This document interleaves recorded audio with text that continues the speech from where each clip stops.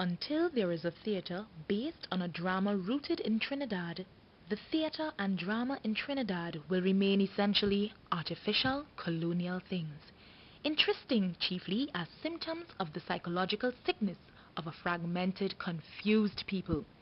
A people who contain the possibility of a unique cultural synthesis and inventiveness, but who prevents the fulfillment of this possibility by not having the courage or the intelligence to become what they in fact are.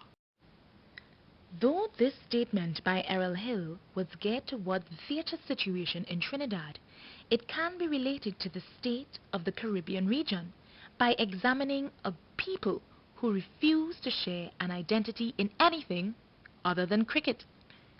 Most of these Caribbean territories have gained political independence years ago, but as Slade Hopkinson observes, full cultural independence is yet to assert itself. But how can the region culturally assert itself? How can a region become a united group without being a unitary state? One way is through the use of art. Here is where a regional theatre company comes in. Our team interviewed some seasoned theatre practitioners to gain their insight into the meaning of a regional theatre company. Well, a couple of things. I think one, you're talking about a company that would perform throughout the Caribbean. But equally important, a company that will draw on the theatre resources of the region. Right? Yeah, because that would include performing artists, directors, playwrights, scenic artists, whatever resources you may have. But regional theatre has to break down the barriers of sea and travel, accents, and begin to do work by Caribbean writers, that can speak to any country in the Caribbean, and by extension, it means that the work doesn't have to be English. It could be Creole, it could be Spanish, because we have Spanish-speaking, French-speaking, Dutch-speaking, So that kind of melding pot is, I think, is good for theatre.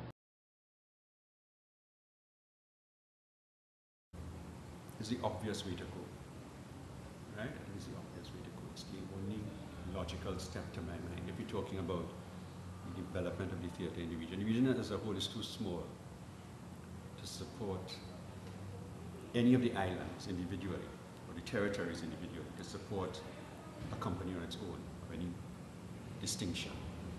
All right? I feel even in terms of dance, even the Jamaican National Dance Theatre Company, which Rex Elford was the founder of, even that needs, in terms of extending itself, to be incorporated as a regional company. It has certainly gone beyond Jamaica. Jamaica is in the name, but it has always been regional in terms of its repertoire, and it can be more so, even more so. So I think it's a unnecessary. Do you think it's necessary? Not really. I mean, it's a good idea if you could, but I mean, to what purpose? Oh, okay. My point is, you can have a play with 5 Bajans and 1 Jamaican. You don't have to have 1 from Grenada, 1 from St. Vincent, 1 from St. Lucia, just to prove federation. Again, that's the problem. You're your best actors, you know what I mean? But if the purpose is to have 1 from every island, well, then that's a different thing. But if you want to have a regional thing, it should be the quality of the actors, really. Old idea.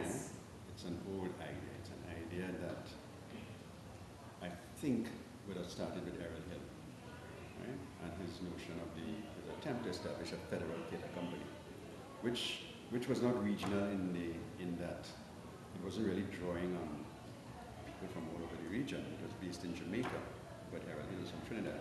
So in a way, it sort of reflected to some degree the region. But perhaps, and I'm not sure, I think Errol Hill's company would have been in the early 60s. But what would have predated that as a fact would be Derek Walcott's Drums and Colors, the production of Drums and Colors, which was in 1958. And that embodied the idea, even though it may not have been expressed in that, it was certainly embodied the idea of a regional company, because there you had the play written by St. Lucian. The directors came from both Jamaica and Trinidad, and the performers came from all over the region. Yeah? It was performed in Trinidad. The stage, I think, was built with wood from Guyana. Right? So everybody had a hand in it. We have logistics of travel. We have logistics of funding. You know, we have all those things that make the thing physically difficult. Territories are so under-resourced. We all have talent, the performance talent.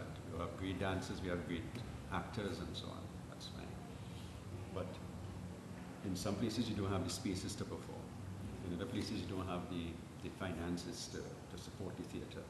In other places you don't have the directorial facilities or the scenic support and that kind of thing. No problem. Whatever problem at West Indies cricket team, you could apply to that, and you could probably come out very close.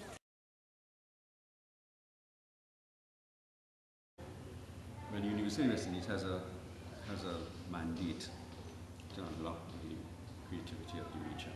One, the University of the West Indies has a great precedence. In fact, placed a great precedence on this question of a regional company, because, as I said, that production in 1958, the World Cup production, Dream Drums and Colors, was in fact commissioned by the University of the West Indies. So I think that there is not only a responsibility, but a history, and accompanying that, a sensitivity and an understanding that the university would have toward this kind of effort. Really push. If it is that Caribbean governments could get together and really be serious about theatre arts and say, here what, I want to have a regional theatre company. You look for a couple of the best directors in the region, put them together with a group of actors, and you share. It may mean relocating, but 2 months in the year we based in Barbados, 2 months in the year we in Trinidad, next 2 months we in Grenada, next 2 months we in St. Kitts, and we rotate the island so that, you know, there's work happening, and the region is aware of this, and maybe every 2 months a piece of work is happening in a different part of the country, and it begins to establish, you know, a true sense of a Caribbean unity, you know. But it needs a funding agent. It needs a government and a people who believe that Caribbean theatre could work. You know, it can't be a private producer trying to make money. You will need grants to get the company going, but your activity has got to be revenue generating, and that doesn't only mean gate receipts. It might mean also generating products, you know, memorabilia, plays that are published. All those kinds of supporting infrastructures have to be there. Okay, so that we're no longer talking about amateur activity. Okay, but understanding that for it to move to the next level, it has got to be seen in professional terms. It's got to be seen as a job that people are paid for. It has got to be seen as an industry, which means that all those supporting aspects of the infrastructure have got to be put in place, right? And as such, it means that other sectors in the society, the business sector, right? People who feel that making money is just about themselves have got to understand their social responsibility in terms of supporting what it is we have.